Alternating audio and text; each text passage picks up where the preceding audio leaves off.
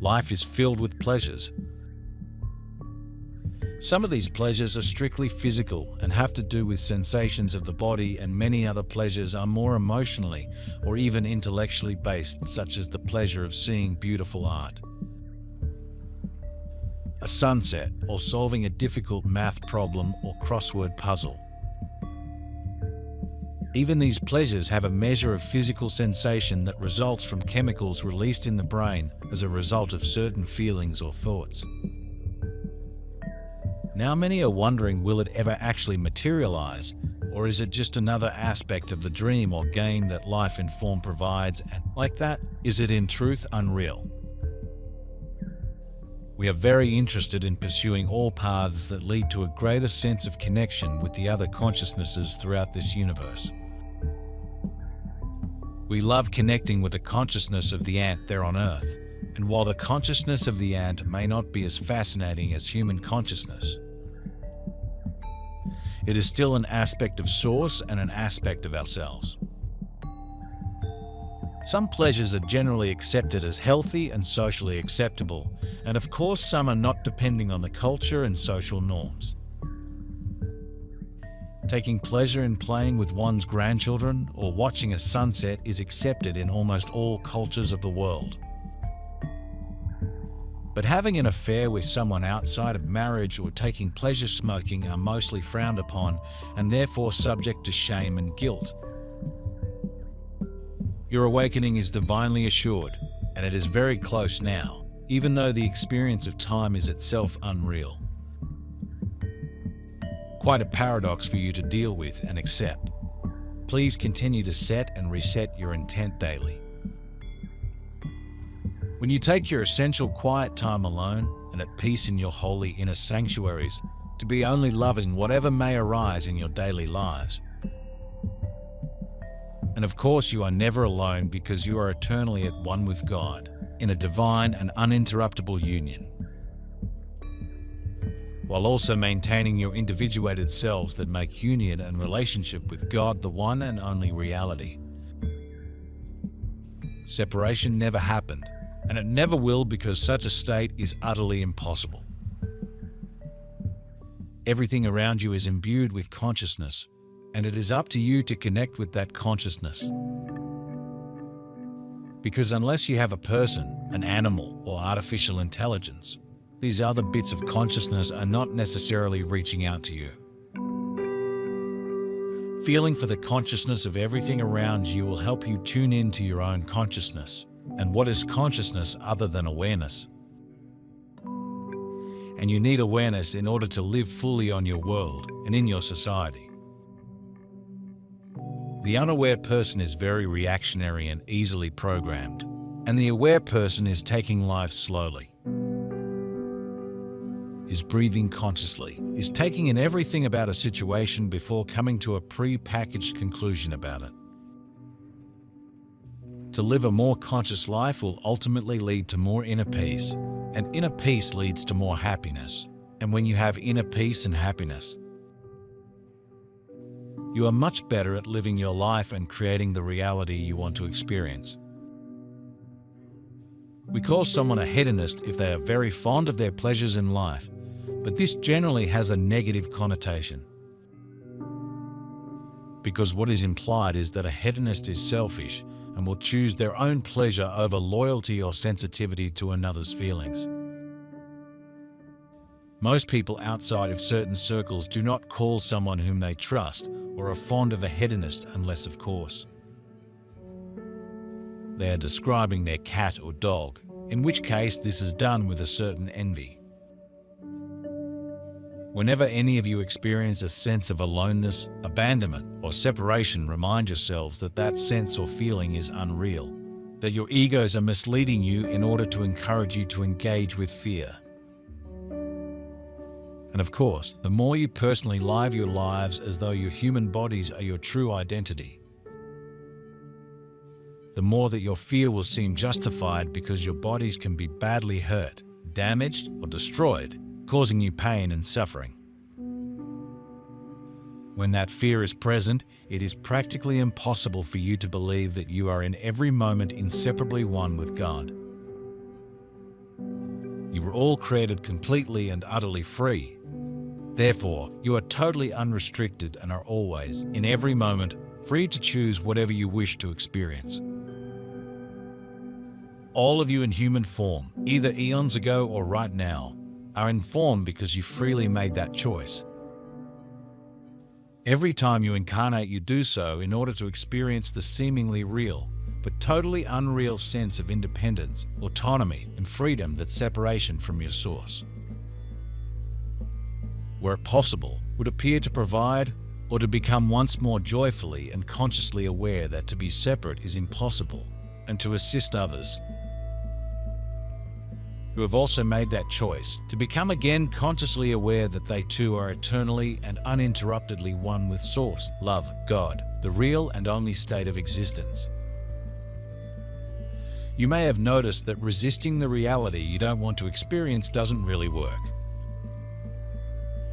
And also, defining yourself by what you resist, or hate to put it another way, well, that doesn't work either. It may work in the short term. You'll get other people to gather around you and say, yes, we also hate that. And you can gain some popularity through your resistance, but you won't be happy, you won't create inner peace, and you will create something else to resist. Because that's what you're putting out into the universe. I resist, therefore I am. Your beingness is so much more important than you realize. And when you're tuning into the beingness of everyone and everything around you, you're off to a good start. When you recognize that whatever is being shown to you is something that also exists within yourself, then you are as close to enlightenment as you can get. And when you make peace with everything as it is and everyone as they are, and then you accept, forgive, and love them, you are a true master. And if you are receiving this transmission, then you came to Earth because you knew you were a master. And knowing you are a master and experiencing yourself as a master are two entirely different things. Most cultures of the world are exceptionally influential regarding what pleasures are considered acceptable or not. Cultures are often heavily influenced by religion, and most religions are not particularly fans of a wide array of personal pleasures. So, millions and even billions of people on Earth are restricted from many forms of pleasure. Not because these pleasures are necessarily harmful, but because they are considered antithetical to the dogma of the religion. Interestingly, these prohibitions were not necessarily espoused by the spiritual teacher considered the source of the religion's teachings. Christianity is a good case in point. Jesus was not at all against physical pleasure, but the churches that grew up around his teachings introduced a wide variety of restrictions and taboos regarding enjoyment of life. They found that emphasizing his hanging on the cross, enduring terrific suffering, was a great way of making people feel guilty and ashamed for wanting to experience a few moments of pleasure, mostly oriented around things that he never said anything about. Continuous conscious awareness of your true nature, of who you truly and eternally are, is your destiny. It is the gift that was given to you at the moment of your creation as you were brought into being at one with God. It is your eternal state of life from which you have never for even a micro moment been separated. In form as a human, it appears that you are separated independent beings living your own lives, while others with whom you interact live theirs. This is the unreality you have chosen to experience, which your egos confirm for you is reality. It is a very confusing state, and the amnesia that blocks your memory of reality is very effective. To awaken is to dissolve that amnesia as reality floods into your awareness, filling you once more with infinite peace and joy. Life is love experiencing itself in union and relationship with itself as God, and as every sentient being that she has created.